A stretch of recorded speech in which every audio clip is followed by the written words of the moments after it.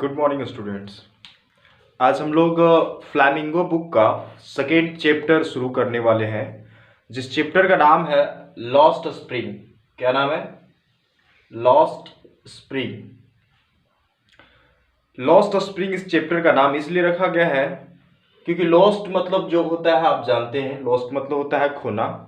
Spring, spring का मतलब यहाँ पर बताया गया है कि जो सबसे आनंदमय पल होता है लोगों के लिए वो होता है बचपन, और कोई बचपन को खो देता है। ऐसे ही कुछ लोगों की स्टोरी इसमें बताई गई है, जो लोग बचपन में हो करके बचपना को खो देते हैं। जिसमें से इस स्टोरी में 3 कैरेक्टर आए हुए हैं, जिनका फर्स्ट है साहेब, एक लड़का है साहेब नाम का, दूसरा लड़का मुकेश है, और तीसरा सविता नाम की एक लड़की है। तो ये तीनों करेक्टर इसमें आए हुए हैं, पहला साहेब, दूसरा मुकेश, तीसरा सविता। ये तीनों बच्चे हैं और इन बच्चों का बचपना खो गया है। कैसे खो गया है इसके बारे में स्टोरी लिखा हुआ है, लॉस्ट स्प्रिंग। लॉस्ट का मतलब खोना, स्प्रिंग का मतलब यहाँ पर लगाया गया है स्प्रिंग सीजन होता है ना, spring season. Just like spring season जो होता है वो पूरा ऋतु का राजा कहा गया है, लेकिन उसी तरह से जो इंसान का पूरा करियर होता है, उसका जो बचपना जो होता है, बचपन का जो समय होता है सबसे खुशनुमा समय होता है, इसीलिए वो स्प्रिंग से इसका कंपैरिजन किया गया है। तो लिखा हुआ है लॉस्ट स्प्रिंग, यानी कि खोया हुआ बचपन। यहाँ पर इसका यही मीनिंग निकलता है। इनके जो राइटर हैं वो एनिस जंग है। एनिस जंग एक लेडी है, एनिस जंग एक लेडी है जो इस स्टोरी को राइट किए हुए लिखे हुए हैं।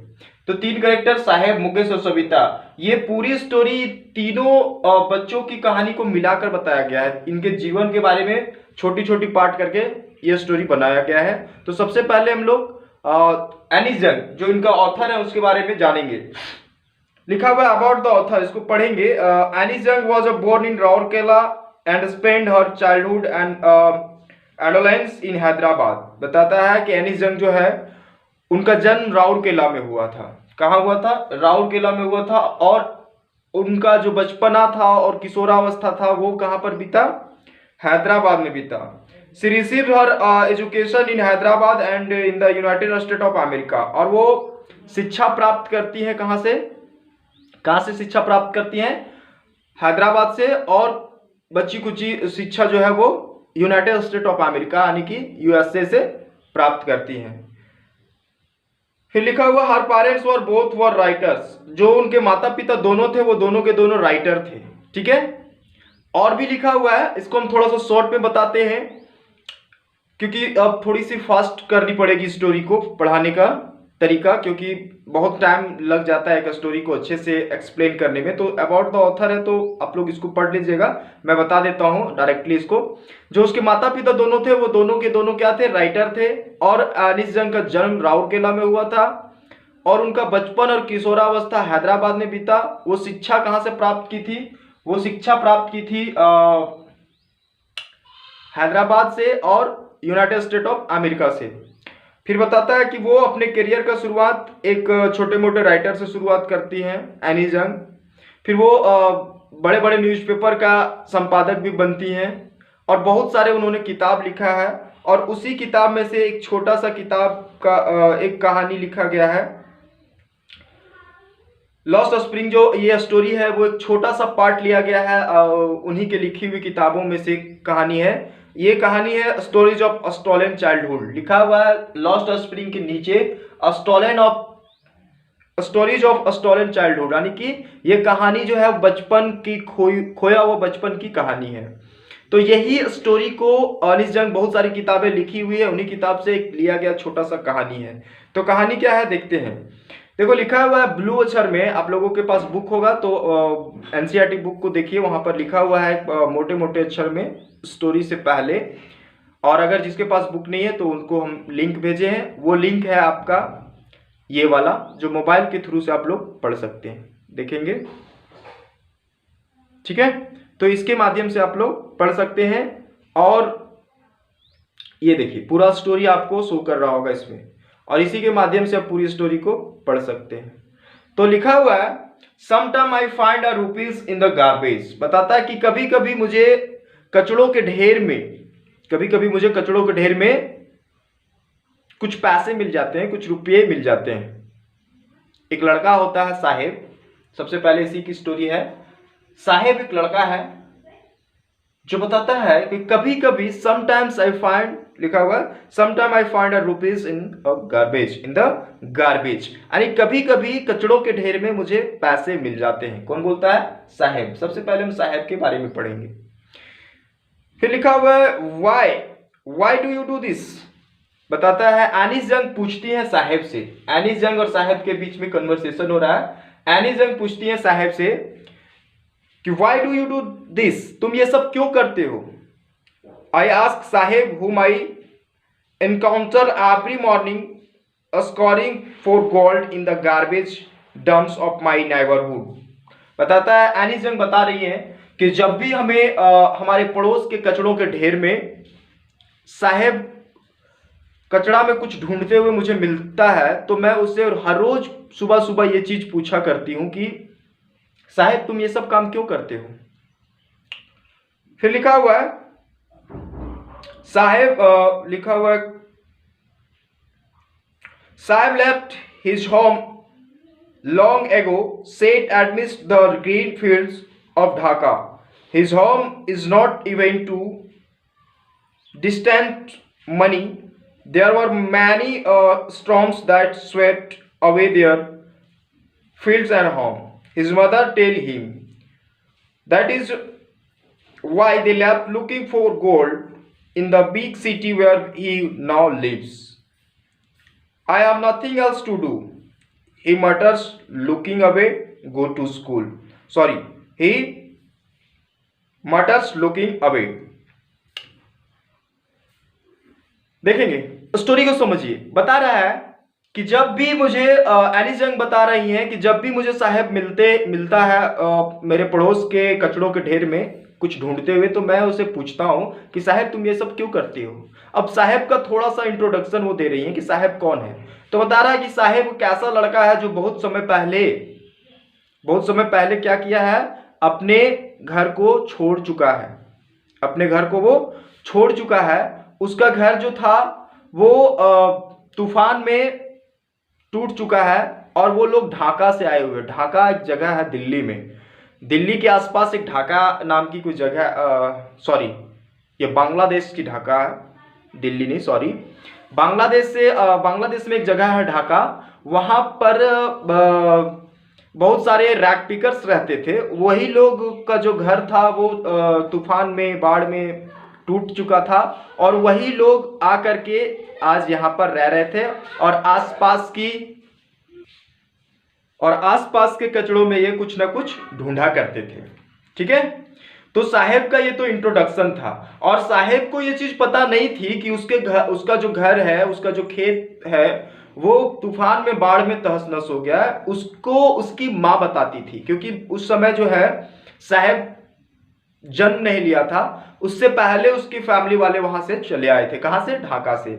फिर लिखा हुआ है, क्योंकि यहां पर लिखा हुआ है कि I have nothing else to do.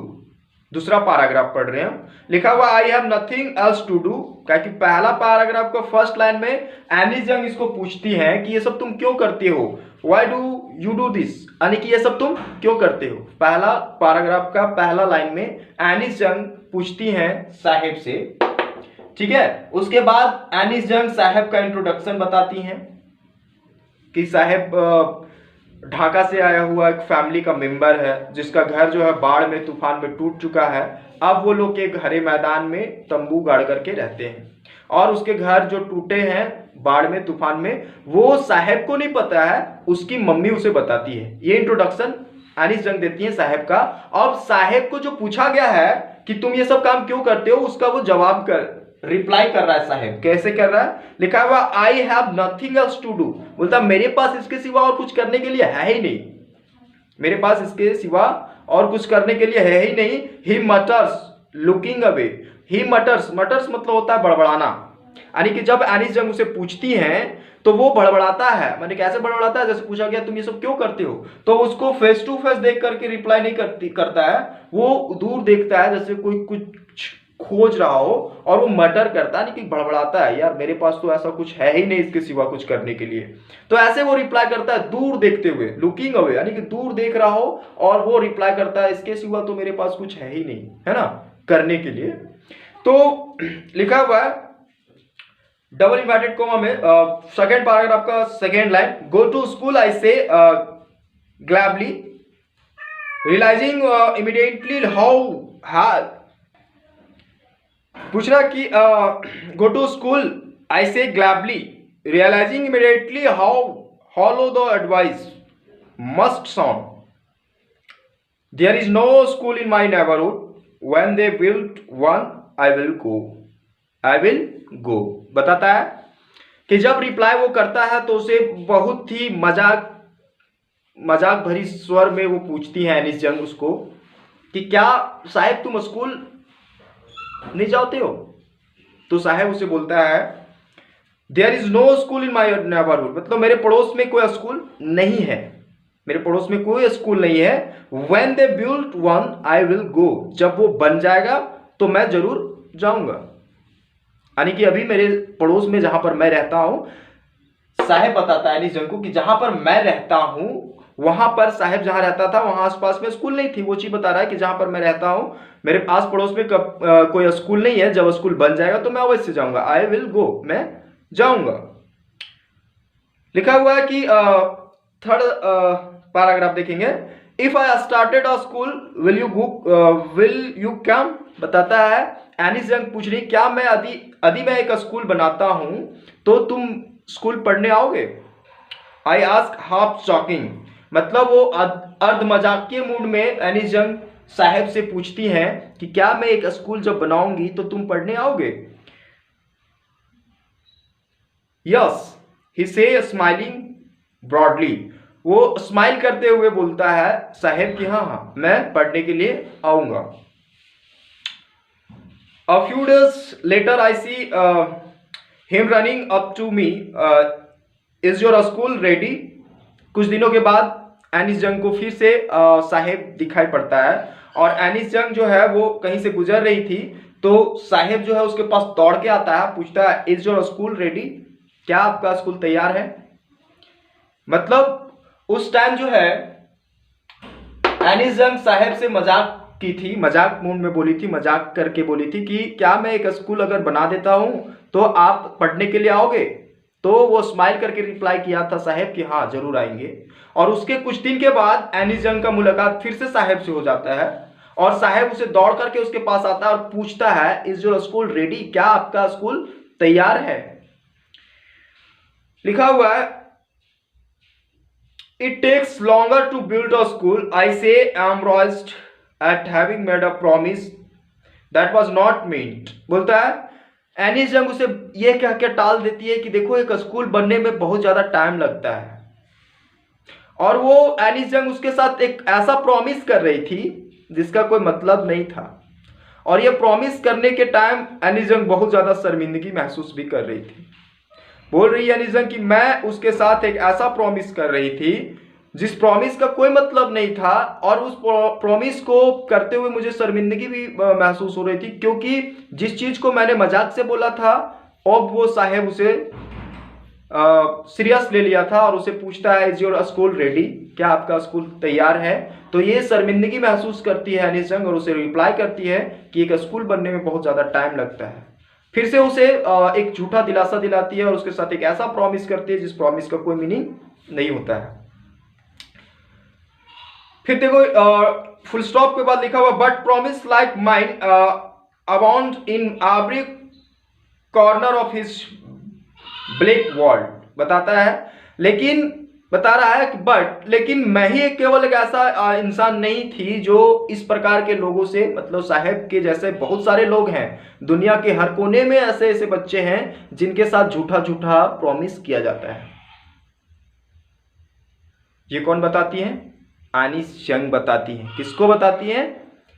अपने आप को वो बोल रही है कि जब मैं उनके साथ एक प्रॉमिस कर गई कि प्रॉमिस ये था कि मैं स्कूल बनाऊंगी, और वो उसको सीरियस ले लिया, फिर से पूछता है इज योर स्कूल रेडी, क्या आपका स्कूल तैयार है? तो फिर मैं उसे झूठ नहीं बोल, मतलब सच नहीं बता रहा हूँ, सच्चाई नहीं बता देती है कि नहीं स्कूल नहीं बनाने वाले हैं। वो बोलती है कि नहीं, एक स्कूल बनाने में बहुत ज़्यादा टाइम लगता है, नहीं कि फिर से वो उसको झूठ बोलती है और वो एक ऐसा प्रॉमिस करती है जिसका कोई मतलब नहीं था, क्योंकि एनी जंग जो है वो बनाने वाली नहीं थी स्कूल। ठीक है,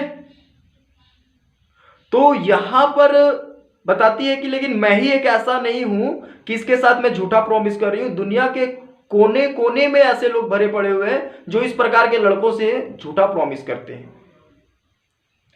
तो इसके आगे की स्टोरी हम लोग कल पढ़ेंगे।